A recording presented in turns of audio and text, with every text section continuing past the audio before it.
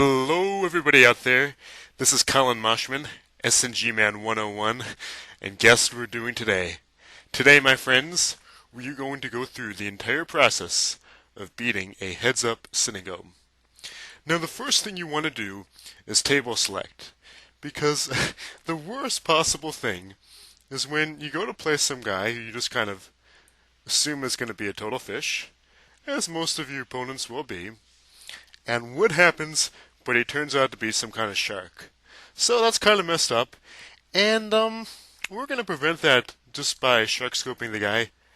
And if you're playing at a higher limit or you have a little more experience in these games, maybe you recognize some right by name. And if not, shark scope is pretty handy. The only other thing you can do is see if the guy's multi-tabling. Most guys multi-tabling heads up at least have some kind of an idea of how to play. And again, the simplest way is just to shark scope. So what I'm going to do is when somebody sits down at this table, I'll put him into shark scope, and we'll make sure that he's not super tough. Now, in the meanwhile, I want to talk about the basic strategy I'm going to use. The key thing in heads up is you don't want to play just some kind of static strategy that doesn't depend at all on what your opponent is doing. You want to tailor it to custom exploit this guy. So, the way to do that is, I gotta take her. SPP Ochre Arm. Okay, so, let's see if we can find a nice easy fellow. Okay, he's got a fishbowl. We're too late. This might be easier with like the 20s here. But, what we're table selecting, so you start off playing a pretty laggy style, which is what you should really do. It's generally the most effective strategy in heads up. And once you get an idea of how he plays, then you want to begin exploiting. So, if the guy is a calling station, he's just calling all of your bets, you want to value bet him relentlessly.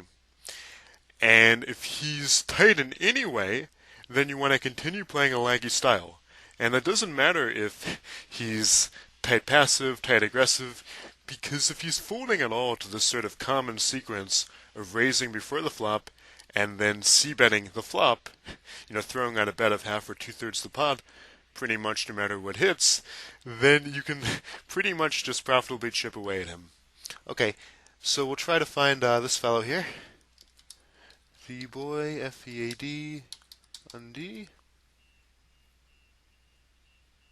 And we're going to avoid him.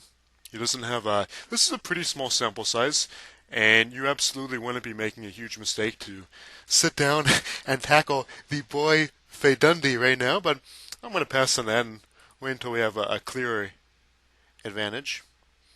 And,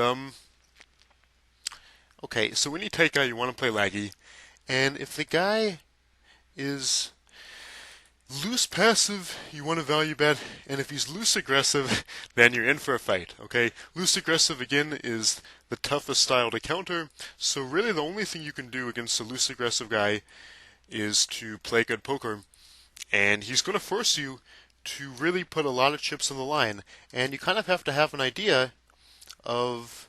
Okay, we have another kind of break-even guy. So table selecting usually isn't this annoying. Usually you can just quickly pick out one really weak player and challenge him. But it's worth it to put in the time because you really don't want to be playing good guys. That's where a lot of your profits are going to come from, is playing weak opponents who don't know basic heads-up play. And the biggest thing then is, so to summarize, if he's loose passive or a calling station, you want to be value betting like crazy. If he is tight aggressive or tight passive, you want to play a pretty laggy style and sort of chip away with a lot of small pots and trying to win many small pots.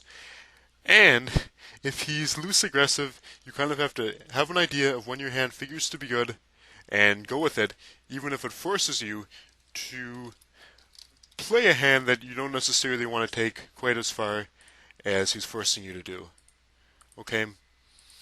So, maybe we'll get to see an example of that. And this guy here that we sat down against, I don't know, maybe it took us about a bit under 5 minutes. And just to take a quicker look, we see that he's definitively a losing player after 3,000 games. Okay. So far so good. And again, we start off with sort of a laggy style, and Ace King is easily good enough to raise in any context. And I'm going to go ahead and fire this. Notice here that we're looking pretty good, even if called, because we have 4 straight outs and 6 top pair outs. So with 10 outs, we're over 40% to improve, even if we're behind at the moment, which usually we will be ahead. And you could attack pre-flop. Now that I've connected, I'm going to go ahead and bet out. And I'll check, hoping to show down cheaply. If he fires out like a pot-sized bet, as he does, I'll give it up, with now 3 possible overpairs to my low pair. And if he has another 4, we probably are outkicked.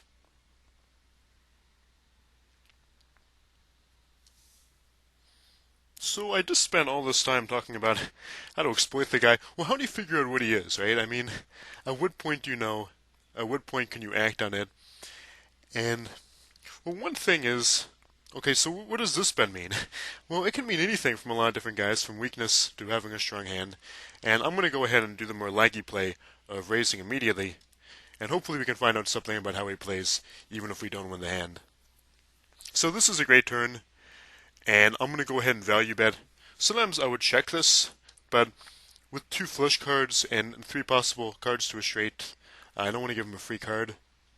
And I'd be willing to begrudgingly call an all-in re-raise if he made one there, since it's pretty unlikely he's got the 9.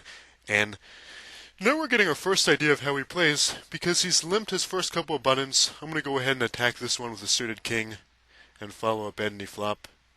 This flop, even if we're behind, we're a favorite to hit trips or a flush and draw out on this guy.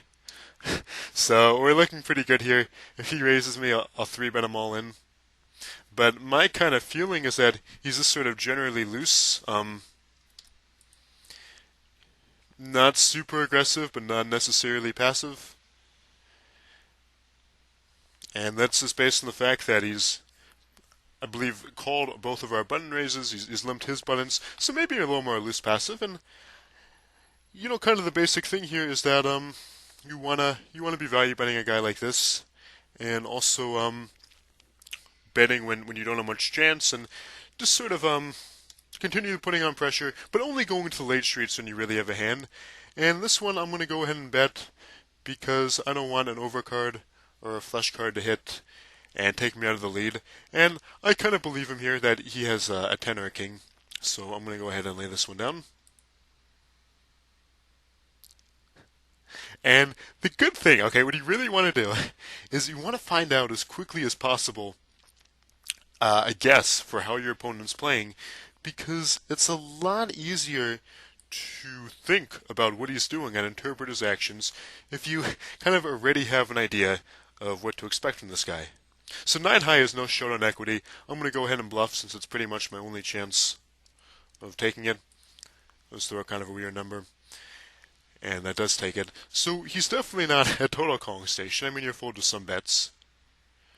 But again, the basic thing you want to do here is come up with some kind of an hypothesis and then see if you're right. Okay, so I'm thinking this guy is sort of loose passive. Not super loose, but kind of passive and kind of loose.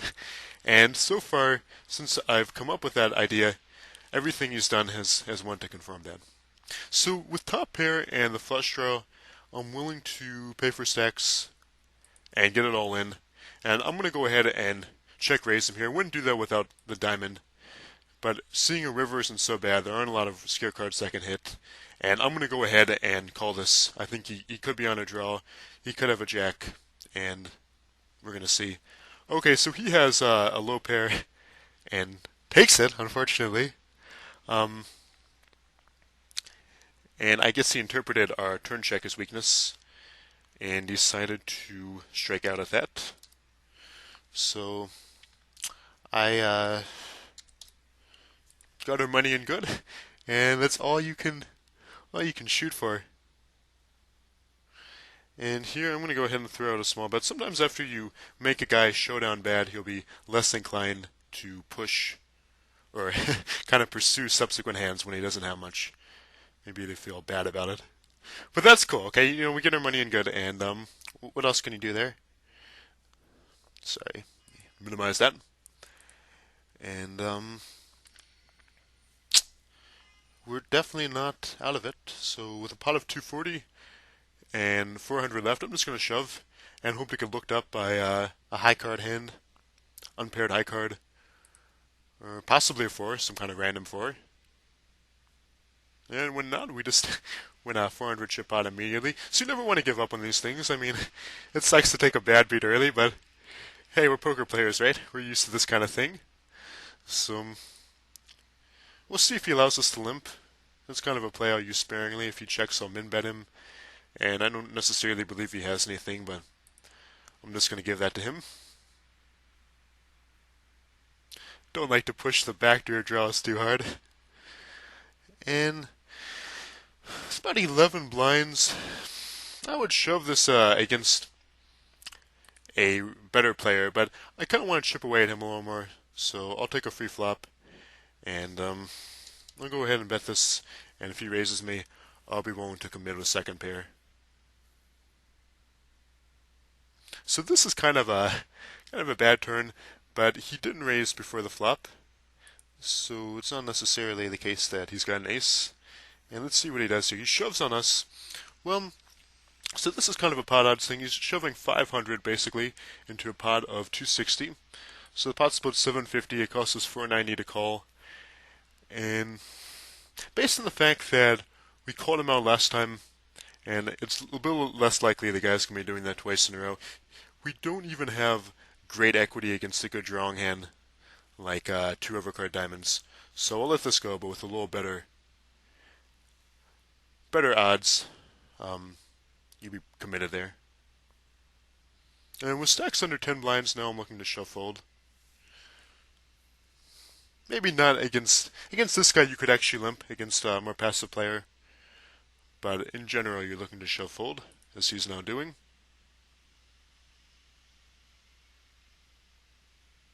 And 8 king is certainly good enough to shove. And we get it in now as about a 40-some% underdog.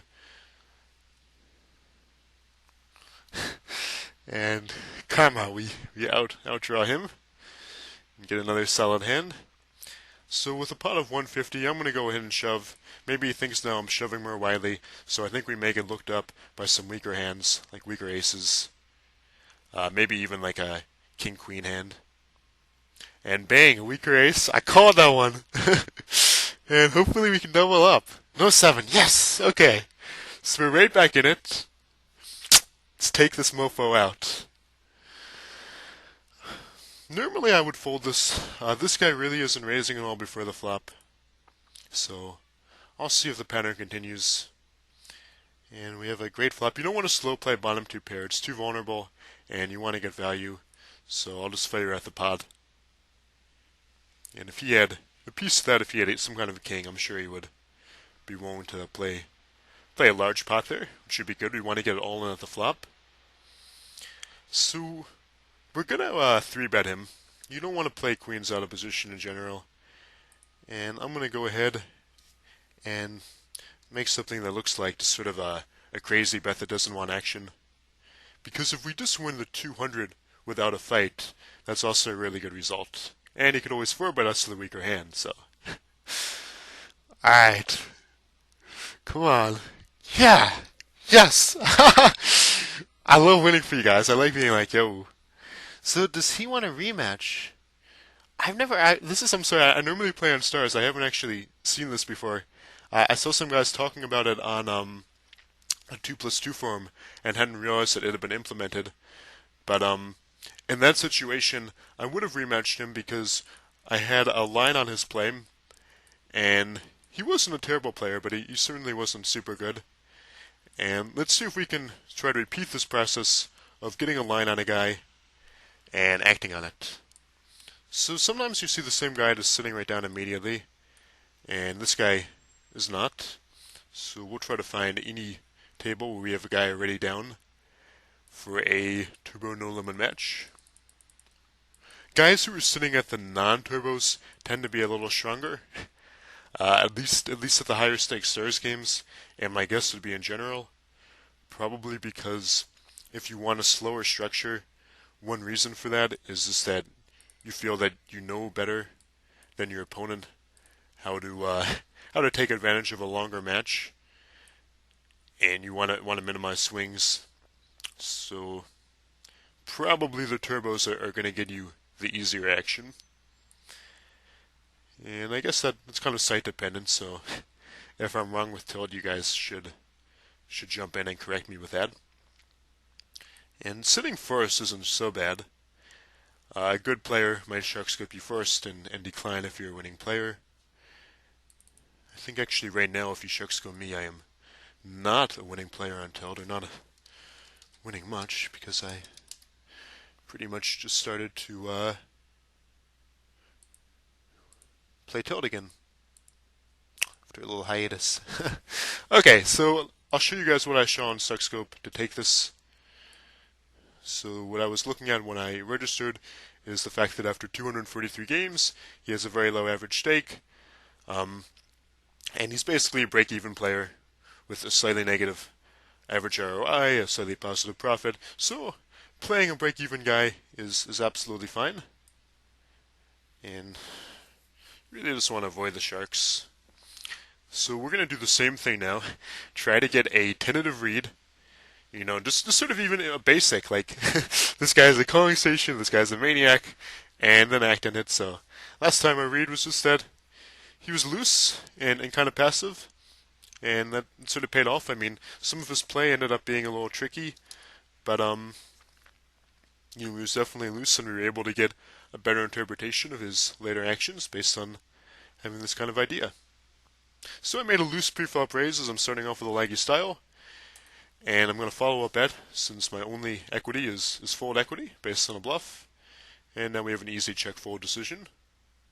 So if we had to guess after two actions what this guy is, what would we guess? Well, I mean, it's the most crazy unscientific thing you can do, but we'd guess he's loose passive, okay? Because so far, what has he done? He's called two bets, and he's checked. He hasn't bet himself, so loose and passive. And obviously that means nothing at this point, but even if you have it, it's what I call the tentative read, and I'm not going to follow up bluff here, in SNG strategy. So he had a gut shot draw at the flop and a pair at the turn. The tentative read is this: you don't know about the guy, and you come up with some kind of an idea of what he might be, and then you confirm that or deny that as the hand progresses, rather than working from scratch. So we will see, absolutely. And here we flop an open and a straight draw, and you can either check to get a free card or check raise, or you can lead right out. And I'm going to just lead out here.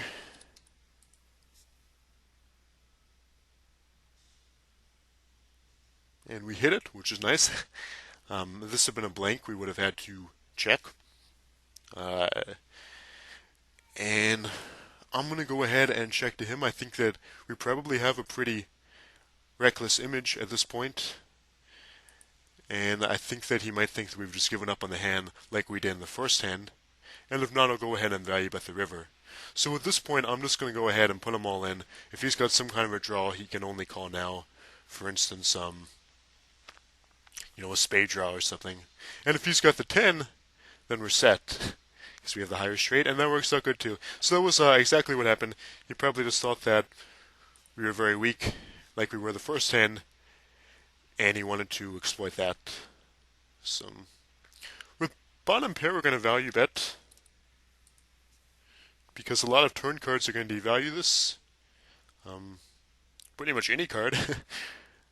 And now we're going to check, hoping to showdown cheaply. And I don't think he has a piece here. I think that... So, I would have checked behind. I'm obviously going to call a bet of 30. And he could absolutely have like a 7 or 10. My guess would be just an ace high or a king high. So he does have the 10, and makes a pretty small value bet. And it's a little bit of a passive play. I think maybe because he was perhaps a little, not necessarily tilty, but not the most confident in his read after the hand where we reshoved on him with our straight. Now, mid-suited connectors are a great hand to play before the flop. Well, after the flop, so before the flop as well. And we are again going to value bet with mid-pair. And if he calls, we'll again look to showdown cheaply, but this time he concedes immediately.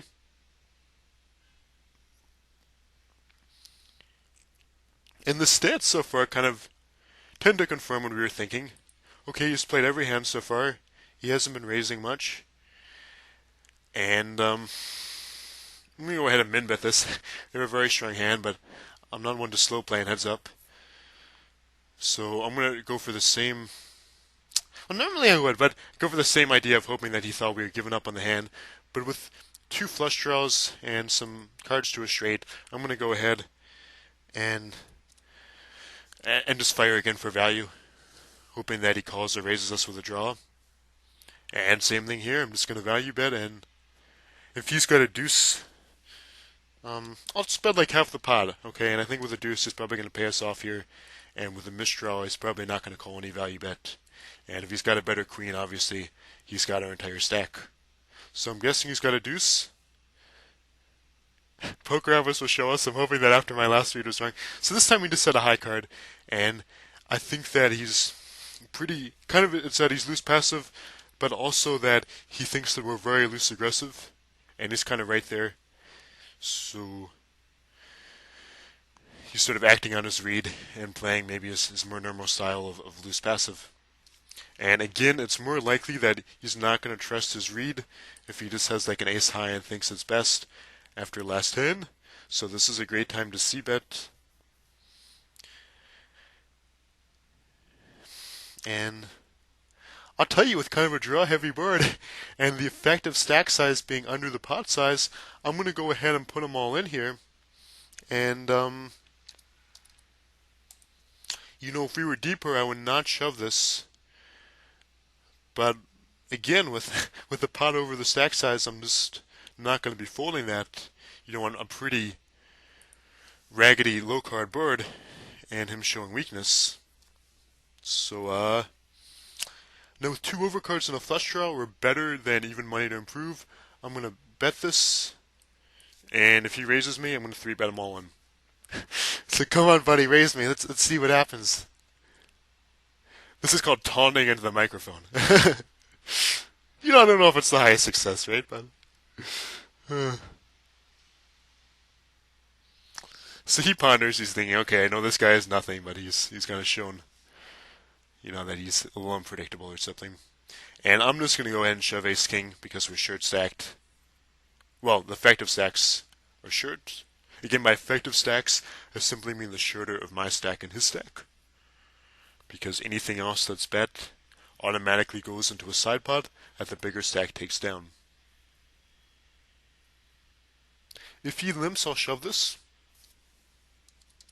Because we're only about 5 or 6 blinds deep, and the suited jack is a slightly above average hand.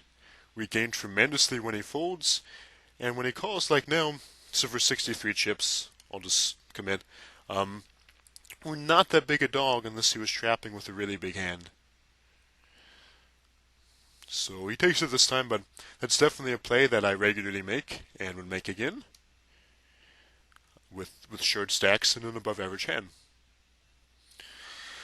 Okay, now we're about 12 blinds deep, and I'm going to go ahead and min-raise him. I'll fold if he comes all in over top, and hopefully he'll fold or we can see a flop. And this is one where, again, we're going to see bet fold.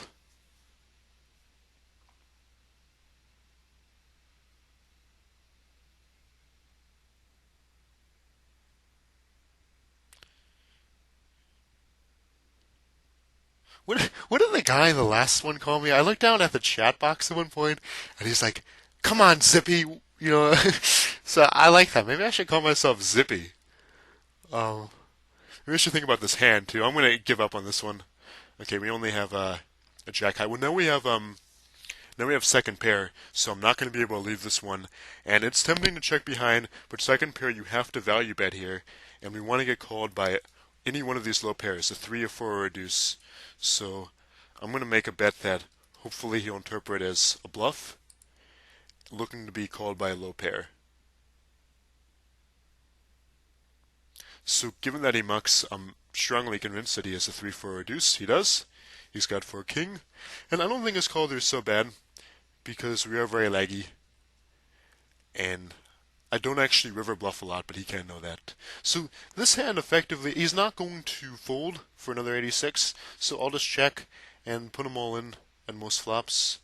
And I really think he's going to call this. This is kind of debatable. You can either put in his remaining 86, and I would even with like a 9 or a jack high.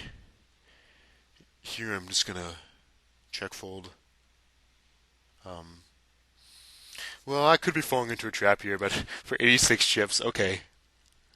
Maybe he'll fold. I mean, when he folds, we gain tremendously. Yes! Oh my god! I'm sure he's going to show like the 4th 10 there, but okay, wait, I gotta stay focused. So, in this hand, here's what you gotta figure. He's gonna call no matter what. So he's got 86 sitting there, and it costs us 30 plus 26 to call. So the pot's 86, and it costs us 56 to call. So with a 10 high, I'm going to play that, getting about 3 to 2 odds. And usually we're gonna split this. And this, no diamond. Yes!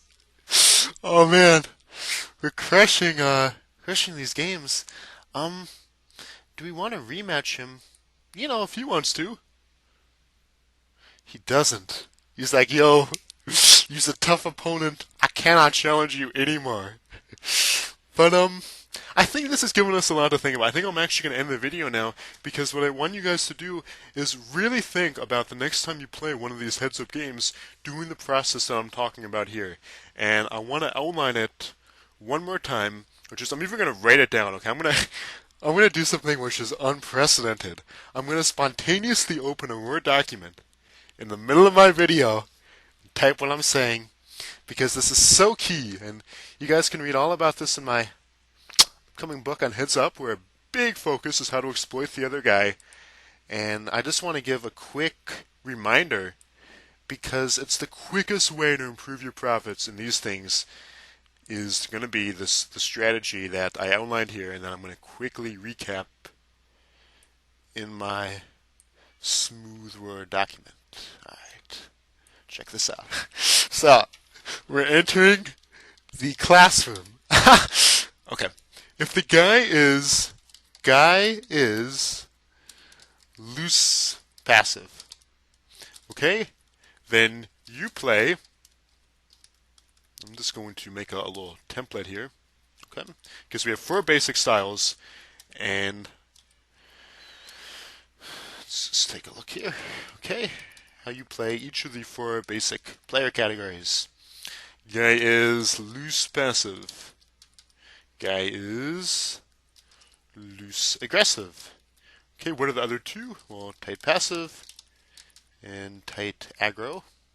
I'm sorry, this should not be under you play. You should never play a tight passive strategy.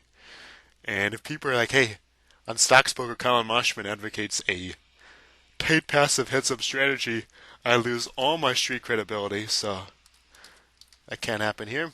And tight aggressive is going to be the last one. And I want you guys to pause the video if you can't just I mean, it's fine if you don't have these memorized, but this is something you really want to be able to get to the point where you know without thinking, okay? So guy is loose passive, how do you play? Answer, you play value betting, okay? You play tight, aggressive, value betting. So remember, value betting just means that you can be called by a worse hand. So if the guy's a total calling station, you can value bet a hand like ace high on a board of, say, deuce deuce 8, just because it figures to be the best hand. It doesn't mean you need a monster hand to value bet, just any hand that's likely to be ahead of the type of range where a calling station is going to be calling your bets. Okay, tight passive, you're going to play what style? Loose aggressive. Okay, you're going to chip away, winning a lot of small pots. Okay, let's you play against these guys, and only play a big pot if he's willing to commit to one when you have a strong hand. So just chip away in a lot of small pots. Okay, guy is tight aggressive. Again, you play loose aggressive. Now, tight aggressive guys are a lot harder to play against because they're going to be semi-bluffing you more, playing more moves, but still you're going to be winning these small pots with a laggy style just because he's going to be folding a lot during the early streets. So same kind of deal here, but you'd obviously much rather play the tight passive. Against the loose aggressive guy, okay, you always play aggressive heads-up poker. Okay, even against the loose passive guy, it's aggressive value betting. Against the tight passive guy, it's aggressive anything. And against the lag, you still play aggressive, and now it doesn't matter as much. You can play a little more taggy. Okay, you don't want to be bluffing this guy as much, but you can also match loose aggression with loose aggression, but maybe a little more tag than you'd play against a more passive player. Because when you do have good hands, you're going to tend to get paid off a lot better against a guy who's very aggressively betting himself. So this is going to conclude our video, and remember again, come up with a tentative read on your opponent as early as possible, try to confirm or deny it, and then implement your game plan. And also remember to table select. So, Collin Moshman saying, may you absolutely clean up the heads up sit and go games. Alright, have a good one. I'm out.